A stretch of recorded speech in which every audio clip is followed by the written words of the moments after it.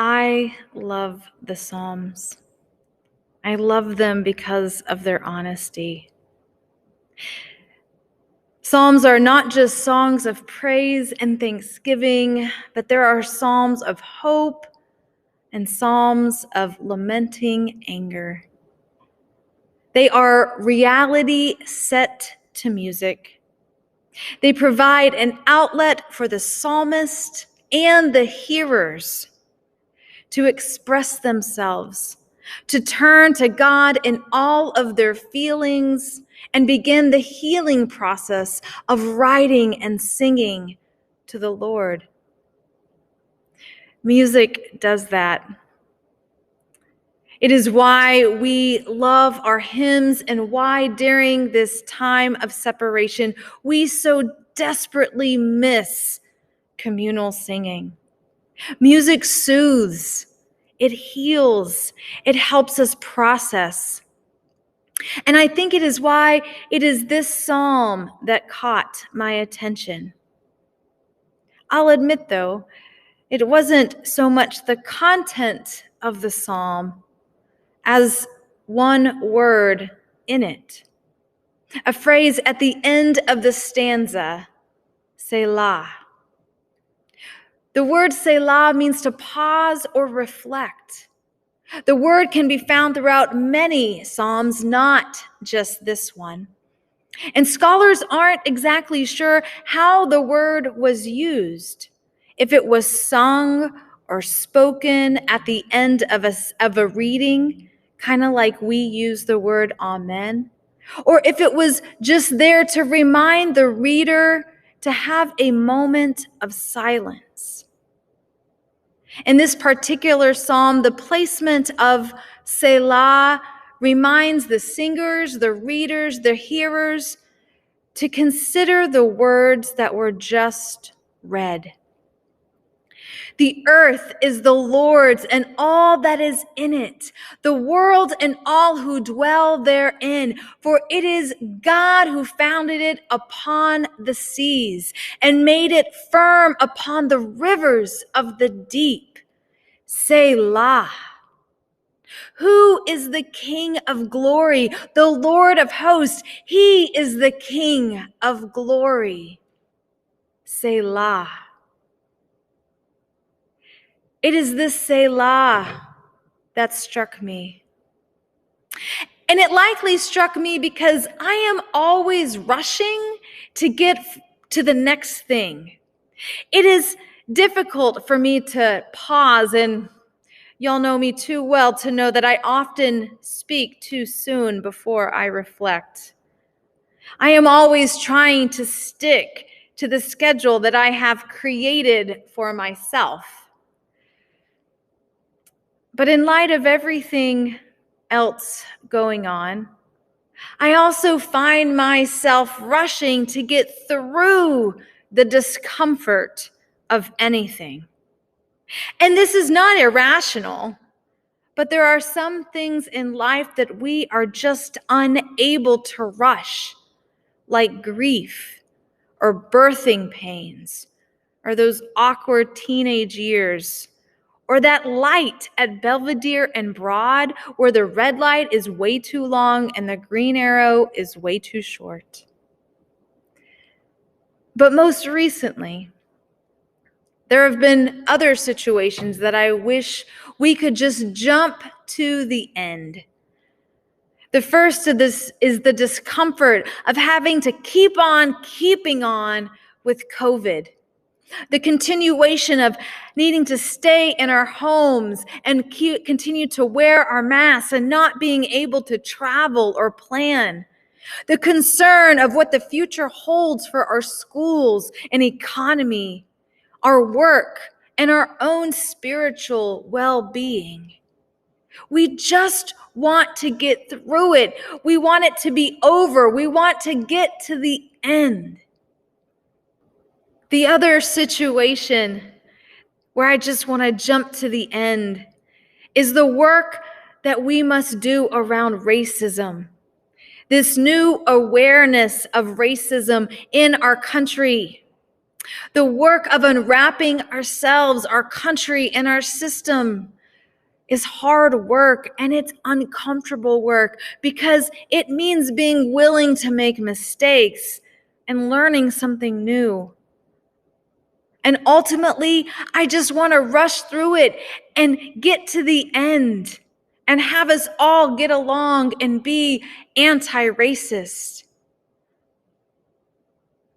There's also a tendency to disengage, to pretend something like COVID or racism doesn't exist.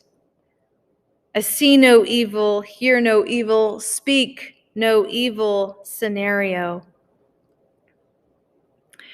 But just because we don't see it or don't want to see it doesn't mean that it is not there. And to top it off, we can't rush it and we can't escape it. There are some things that we just cannot rush through. But instead, we are offered a third option, a holy pause, a Selah, that reminds us to surrender and to sit with difficult things. It's an invitation to take a deep breath and to listen. It's a holy musical rest, and it can be deeply uncomfortable. In 1952, the composer John Cage composed a piece called 433.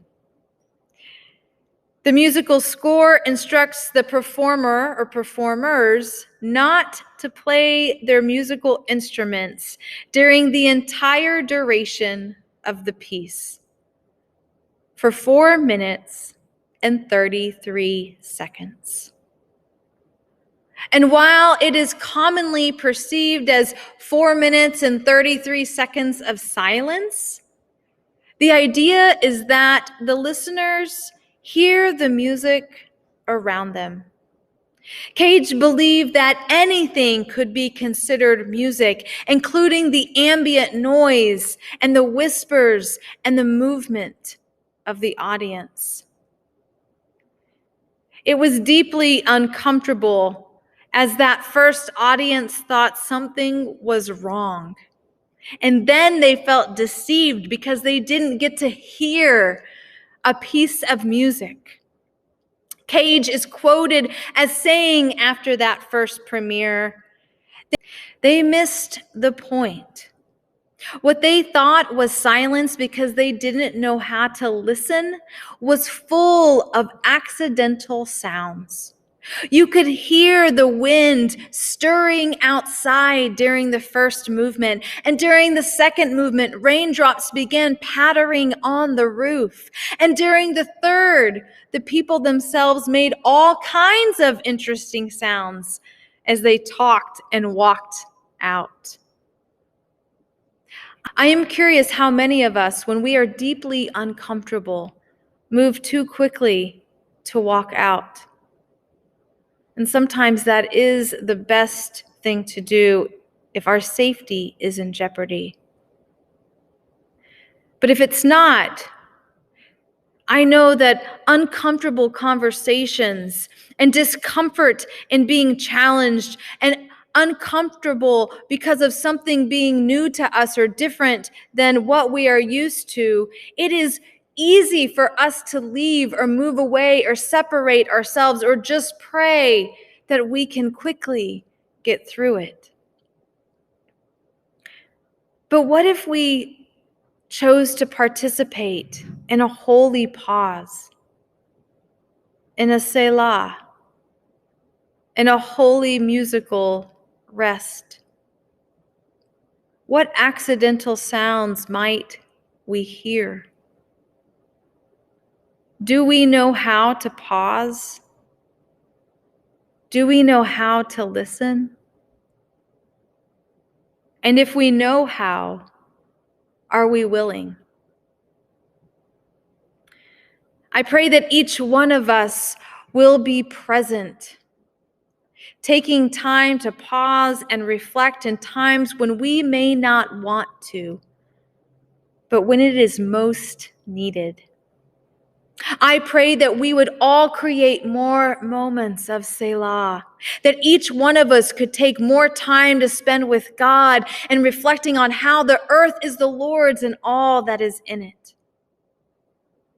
In these times when we can't escape or rush, or we courageously choose not to, what are we being called to pay attention to? I pray that we can hear and see and experience how the Spirit of God is woven in these holy pauses. Selah.